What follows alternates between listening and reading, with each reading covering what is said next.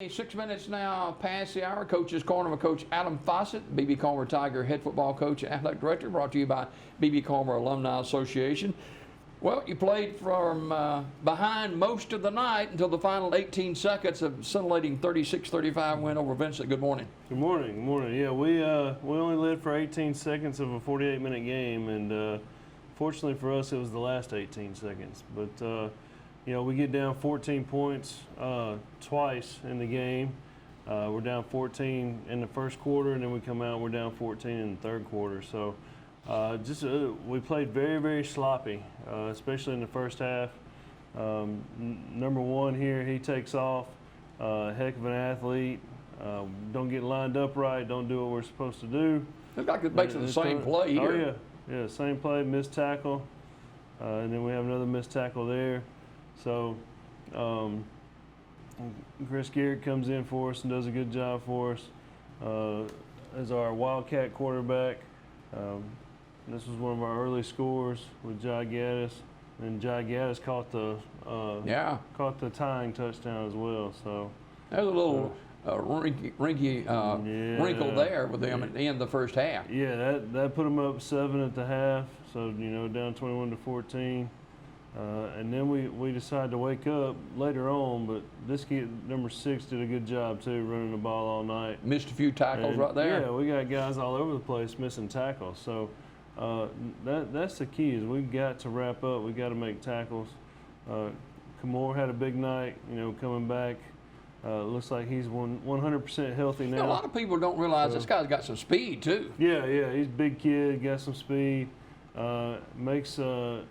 Makes our job a little bit easier, especially when he's 100%. So, Vincent gave you all that you want and more. They did. They game planned for us well. They were up for us. They were ready for us. All right, here we are late in the game now, fourth quarter, and B.B. Comer is with a touchdown pass here. So there's Jai Gaddis catching the slant for us to go within 1. And then I knew we were going to go for 2. When we got the ball, I told the coaches, I said, we're going for 2 if we score. So I didn't want to play any kind of overtime. And they actually called a timeout. Yeah. After we that scored. Helped you a little bit. I was out of timeouts, but they actually called a timeout. So when all the guys came over, I told them, I said, look, we're either going to win or lose right now. I said, I'm going for 2. We're going to win or lose. I said, I don't even know what the play is, because the Coach Strickland and Coach Pike were talking offensively, what to do. I later found out that Coach Pike was trying to talk to me, but I had taken my headset off. So he told me after the game, he's like, you got to leave your headset on. I'm trying to talk to you. So, but we line up. Chris Garrett wanted the ball when we were talking about going for 2. He said, just give me the ball. So. You got a good lead block there. Yeah. Kamor leading up, and our left side did a good job doing what they were supposed to do. So, it's very reminiscent of the Dayville game, to be honest with you. We got out physical. We kind of got popped in the mouth first, and weren't able to react to that. So, this week we've talked about physicality. We've talked about doing the little things right and fundamental things. So. Practice-wise, we've spent a lot of time on fundamentals this week, which it seems like every year mid-season, I feel like that's what we're doing. It seems like last year we were talking about fundamentals in the middle of the season, just as we are now. But going back and touching on those fundamentals and getting ready for a non-region week. It's a good time to work on that stuff. Vincent unbeaten going into last Friday night's game. The crowd was pumped. They were shoehorned in there. The fans were, and they were loud. Yeah. It was a good crowd. The atmosphere was really good. Our crowd was huge, and we had a ton of people. The noise level. Our kids love that noise, and the noise level was huge for us too. And there was a couple times Vincent had delayed games, and I don't know if it was because of our noise level or not, but that's what I'm going to blame it on, and I'm going to, say that our crowd helped that happen. It's funny, earlier in the week I overheard somebody talking, and they were talking about the game, and whoever they were talking to, they told them, they said, we got up and left. I was just sickened by the game and frustrated, and all this other stuff. And we got up and left. They missed the best part, didn't Yeah, they? so we pulled in the driveway and they scored the last touchdown. So I thought that was pretty comical. But yeah, Vincent's a good football team, and one of the better teams we've faced this season, obviously, other than Dadeville.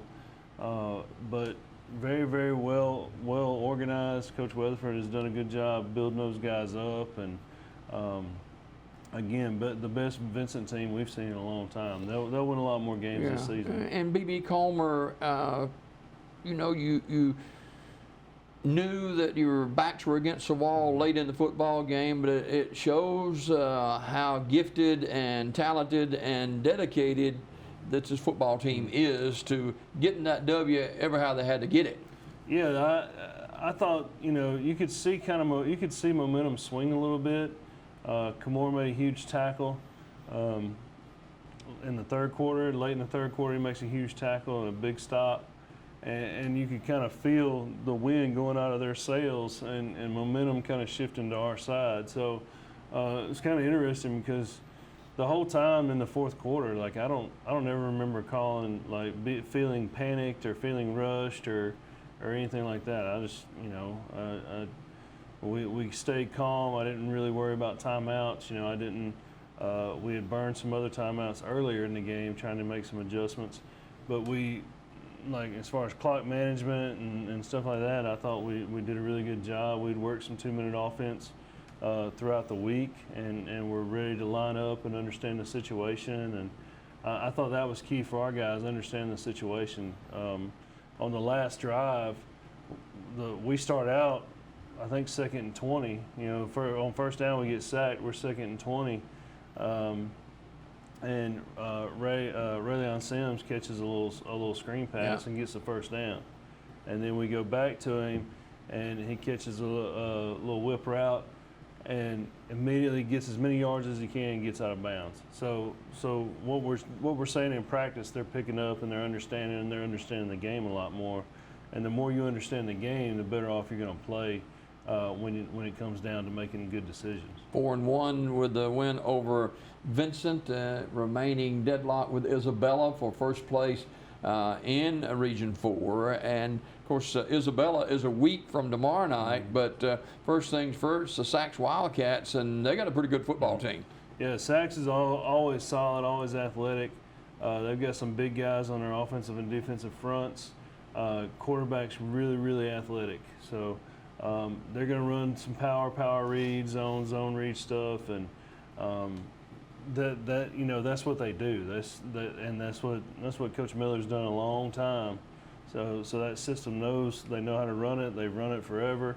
So it's going to be important for us to be disciplined on Friday night and get lined up and follow the keys that we're supposed to follow. So if we get caught slipping or we get caught staring in the wrong direction, they're going to get positive yards and a lot of them. So offensively, we've just got to execute earlier and more often.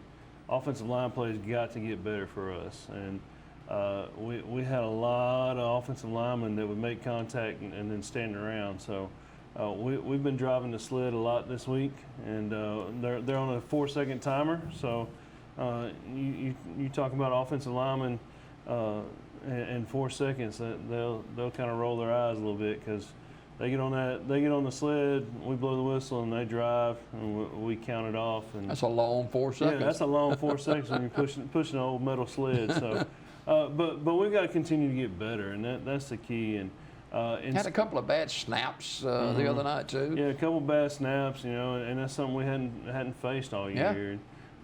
Center's he's kind of overthinking a little bit, and you could tell it bothered him too. Right, yeah. And that's a good thing. Yeah, that's a good thing. It bothered him, and Alex is a kid that he is really. I mean, he stepped up. Like he's, Ian Denny is a kid that has played for us, and he got an injury early in August. He's out for the season, and we had to. Ian was our penciled-in starting center.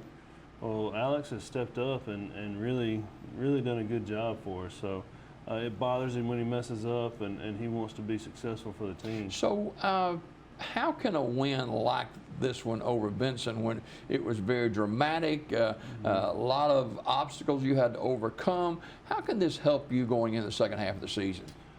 It's adversity. We faced some adversity, and that's something we hadn't faced in the previous couple of weeks. So how we handle that adversity kind of shows where we are as a team. And the toughest thing is to explain to teenagers, and I explain, and I'm still explaining it to them, that we're very fortunate to win that game. Their mindset is, well, we won. We did win, but if you measured luck in a liquid form, let's say we had 5 gallons of luck, we used all 5 gallons last Friday, so we're out of luck. Like, we have no more luck on the shelf for the rest of the season, and getting those kids to understand that is kind of tough. We were very, very tough as far as film study goes and what was done. Some undisciplined things that happen, and I don't. That's something I don't. I'm not going to stand for as being undisciplined. Those kids had some extra conditioning this week to remind them to do what they're supposed to do. But it could help us out in the long run because we have faced some adversity, and we have had that issue. Last year we went through a series where we were winning games, 30, 20 points at a time, and I would tell them at some point in time we're going to face adversity, and we did. You go to the quarterfinals against Clark County, we faced adversity. I feel like we weren't very seasoned in it because we hadn't faced it. So, and with the new regional alignment in getting your non-region games, things change. 5 years ago, I could find anybody to play us. Hey, I'll play you. Let me play you. Well, after we've had some success, there's not too many teams that will play you. So when you're looking at non-region games, the scheduling options become narrower. And Coach Miller at Sachs called me wanting to play. They're coming off a semifinals appearance where they lost to Piedmont in double overtime, I think was the result. But so we're talking high quality teams here, and that's what we need to see. We need to be able to see high quality teams. Because that's what you're going to see in the playoffs. Right, that's what you're going to see in the playoffs, and you want to go to Sachs and you want to put your body of work out there and show, hey, we've got good athletes too, and we can play at this level. Yeah, no doubt about it. A couple of players before we go this morning that stood out in last week's win. Raylon Sims played well, obviously. Thought Kamor Harris finally feels healthy and ran the ball extremely well, 260 plus yards. Sometimes can an injury play mental games with you? Yeah. Injuries can mess with your head a little bit, and with that position especially, being tackled all the time, and with him being as big as he is, people going low on him all the time to try and stop him. There's definitely some mental stuff in there, and that's understandable. I get that. That's tough. So, but I thought he played really, really well and ran really hard for us. Made some key stops on defense for us. So he's getting back to, and he's still not like to me, Friday night was him at about 90%. So I think we get another 10% out of him, get him back up to 100%. We'll see a whole different level. So my grandson Zach calls him the Beast. Yeah, he's a big fella. Zach got to stand next to him and see how big he really is. He's a large guy. So, but those guys play well. Devin Harvey continues to play well and get better. Jai Gaddis is making plays for us, and Jai played really, really well on defense 2 weeks ago, and last week he catches 2 touchdown passes for us. Does a good job blocking on the perimeter for us. So multifaceted person there too. No doubt about it. B.B. Comer on the road to Sachs against the Wildcats tomorrow night. Back at the stadium a week from tomorrow night against a team that is tied with B.B. Comer for the region lead right now. Coach, good luck. We'll see you next week. Yes, sir. Thank you. B.B. Comer Alumni Association presents the Coach Adam Fossett Show every Thursday morning here on Daybreak Live. More coming up after this.